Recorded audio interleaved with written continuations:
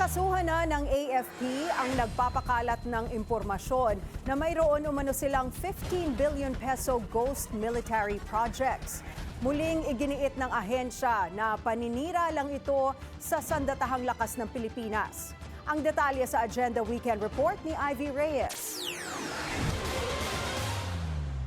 Bukas ang Armed Forces of the Philippines na bisitahin ng alinman sa kanilang tanggapan para patunayan na kabulaanan lang ang umano'y 15 billion pesos worth of ghost projects sa AFP.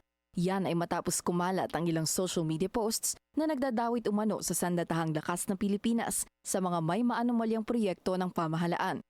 Hindi po ito AFP fund, hindi po ito AFP project. Recipient lamang yung AFP. And of the more than 900, 600 plus have been completed and turned over to us. Plano ring sampahan ng kaukulang legal action ng AFP ang anilay nagpapakalat ng paninirang puri sa sandatahan. Ayon kay Rear Admiral Roy Trinidad, pamumulitika lang ang pagdawit sa AFP sa flood control scandal. If we will call for a change of government just because may fake news, baka naman kaya may ulterior motive tayo o yung sumusuporta sa atin. Kung may political problem, logic will dictate ang kailangan political na solusyon, hindi militar. Kung may problema sa project implementation, yung ghost project, ang tamang solusyon, tamang project management plan. Hindi militar dapat ang pumasok at palitan yung buong gobyerno. Nauna ng tawaging baseless at malicious allegations ni AFP General Romeo Bronner Jr. ang isyong ito.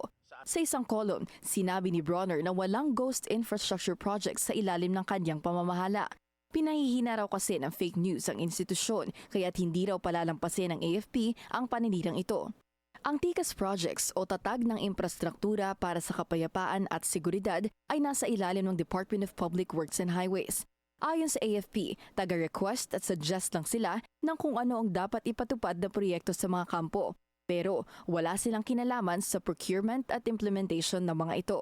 Hindi rin daw tinotolerate ng AFP ang korupsyon kaya hindi ito gumagawa ng anumang under-the-table arrangement o tumatanggap ng kickback o komisyon. Matatanda ang iminungkahi sa budget deliberation ng Defense Department na ilipat na sa DND ang 3 billion peso budget para sa mga kukumpletuhin pang TICAS projects. Para sa Agenda Weekend, Ivy Reyes, Billionaire News Channel.